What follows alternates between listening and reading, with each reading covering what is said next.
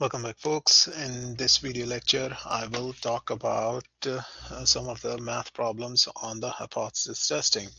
So let's look into the very first question given on our computer screen. So a drug company produces over-the-counter pain relief tablet with the mean mass of 600 mg and the standard deviation of 3.5 mg. The company now wishes to change the process so that the mean mass will be 625 mg instead. They change their manufacturing process and hire a quality control inspector to ensure that the new standards are being met. A sample of 80 tablet is selected with the sample mean mass of 623.7 mg. We can reasonably assume that the standard deviation of the process has remained the same as that of 3.5 mg. A test to determine if the mean mass has been changed to 625 mg at a level of 5% significance. So if I have to put this into a story form, there is a company which is trying to which is manufacturing the pain relief drugs, and earlier the drug weight was 600 mg. Now they wanted to move it to 625 mg, and for that they make some changes in their in their um, in their manufacturing process, and then they collect a sample of 80 tablets, and then they try to figure out whether they've been able to achieve their target of having a 625 mg pill on an average. All right, so how are we going to solve this question? So first of all, let's write down what is given to me. So the things which are given to me, the mean value, which is equal to 625 mg. Now, this is also the null hypothesis. Null hypothesis is mean is equal to 625. Alternate hypothesis is mean is not equal to 625 mg. It does not say greater than or less than. It just simply says whether we've been able to achieve our target or not. That's why I use the mean is not equal to 625 mg. Now it becomes a two-tail question. So in under the two-tail, it is 5% level of significance too. So alpha value is 5%, which I can write it as 0.05, and it is 2 divided over the two tails. The value down here is 0.025, and value down here is 0.975, and these values correspond to these values. The z value will be negative 1.96, and here z value will be 1.96 positive. Now next thing we need to do is to find out the z test value. Earlier in the previous video, z test value was also given to me, but now I have to find it. So I'll look into the chapter number 10 formulas. That will be the very first formula on the chapter number 10 is x minus mu divided by sigma upon square root of n. Basically, this is the formula which we're taking from the chapter number 8. Now x bar is the sample average, which is 623.7 given to me in the question, and minus mean value, which is 625, and divided by standard deviation.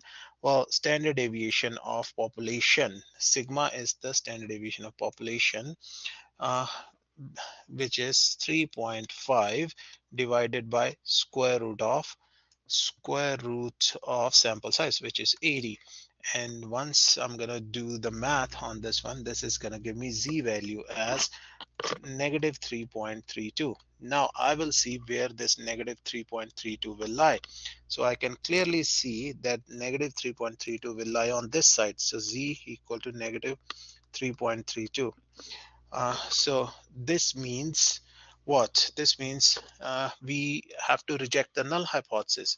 If the value would have lied in the confidence interval in this region, you cannot reject the null hypothesis. But if the value lies outside, maybe here or here, then we have to reject the null hypothesis and accept the alternate hypothesis, which means that the company has not been able to achieve its target of having an average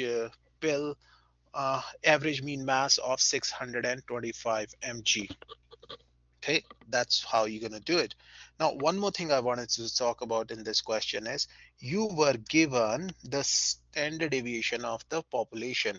So many times I've seen the students confusing themselves. Okay, if the standard deviation is given to me, I'm going to use z distribution. No, there are two standard deviation. One is standard deviation of population, another is standard deviation of sample. If the standard deviation of population is given to you, you will use the z distribution. If the standard deviation of sample is given to you, you will use the t distribution. If no standard deviation is given to you, then you will use the p distribution, proportions, and p is basically z. You're looking into the z table. Okay, but the formula you will use it correspond to the p. That's the formula you're going to use. And these are the basically the three formulas which we are using in chapter number 10. Within this, if you are given the sample standard deviation and you are also told that the sample size is greater than equal to 200, then you can still use the z distribution. Okay, sample size, let's say in this given question, sample size was the previous question which we solved, sample size was greater than equal to, well, sample size was, I'll say, equal to 300. Now sample size is greater than the given value, and the sample standard deviation was given to you, which might have been 3.5, which is equal to s. I still would have used the z distribution to solve this question. Okay, let's take some more examples on this, what I'm trying to say. So I'm gonna go to the next page and try and see what distribution we're gonna use. I'll leave these questions for you to solve them, but I will just gonna talk about which distribution to use to solve this question. All right, let's look into this. A tester claimed that the average bank manager salary is 69,000 if the sample of 225 bank manager salaries are collected with the sample mean of this much.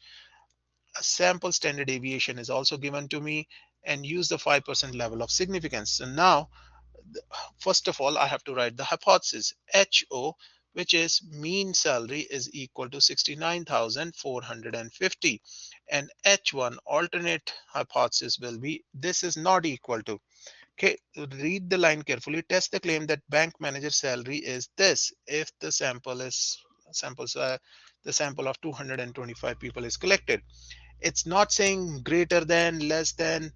Okay, so we just gonna put it not equal to 69,450. And if you see the question carefully, in this one it says test the claim. In this, claim becomes the null hypothesis, so it is not necessary that claim has to be always the alternate hypothesis. Remember this thing.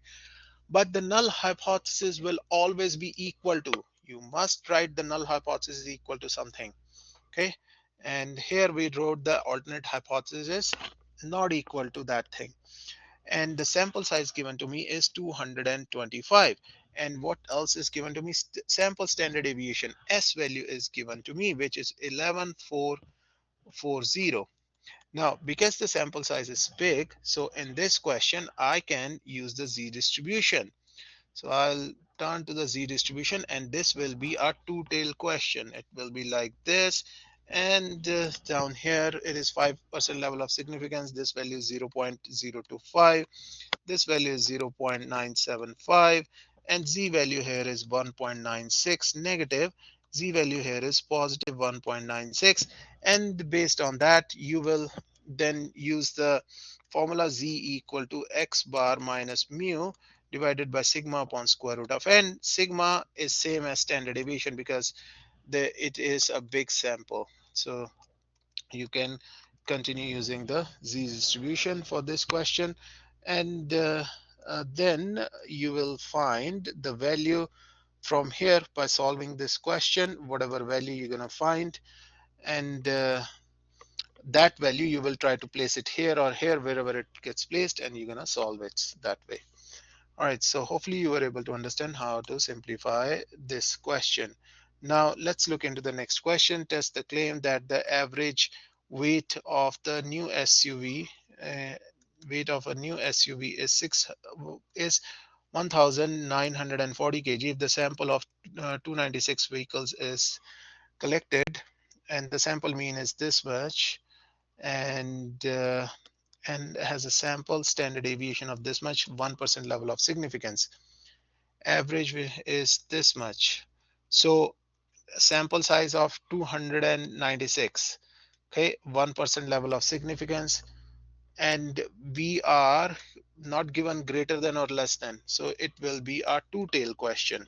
So it will be like this, two-tail, okay, and it will be a z distribution question because n value is greater than or equal to 200. Although the sample standard deviation is given to me, I will still use the z distribution to solve this question. Then let's look into the next question. So test the claim that the average attendance of a sporting event is more than 36. So how I'm going to write? Null hypothesis is always equal to something. So 36,000, and alternate hypothesis H1 will be, I should write average. Mean is equal to this HO. H1 alternate hypothesis mean is greater than 36,000. That's what the question says. More than 36,000 spectator. If the random sample of 24 games is selected, n value is 24, and the mean attendance is this much, means this is the x bar value, and the sample standard deviation is given to me. And which distribution you're going to use for this question? Let's see, it is a sample size of 24, and if because this is a sample size of 24, and it will be a right tail 2, and it is right till 2 because it is a sample size of 24. So in that scenario, and the sample standard deviation is given to me also, so I'm going to use the t distribution to solve this question, t distribution to solve that question. So hopefully you were able to understand how you're going to approach these questions, how you're going to select which distribution to use. I did not use the z distribution for the question number 11 because we were given S value and the sample size was only for 24 games. Let's look into one last question. So test the claim that the average uh, weight loss of a patient on a certain weight loss program for 3 months is greater than 20 pounds. If 15 patients are randomly selected, the sample mean would have been this much, and the sample standard deviation was this much, and the data appears to be normally distributed, 10% level of significance. So we wanted to test the claim 3 months which is greater than 20 pounds, okay, greater than. So this will be mean weight loss is equal to 20 pounds, 20 lbs, and mean weight is greater than 20 lbs. That's what you're going to write for HO and H1, right? And then the sample size is 15, and the sample standard deviation is given to me 15, and it is S value is 5.4, and in this case we're gonna use that t distribution. So that's how we're gonna approach these questions. So hopefully you were able to understand how we're gonna approach these questions. And yeah, that's about it. I'll see you with another video. Till then, goodbye.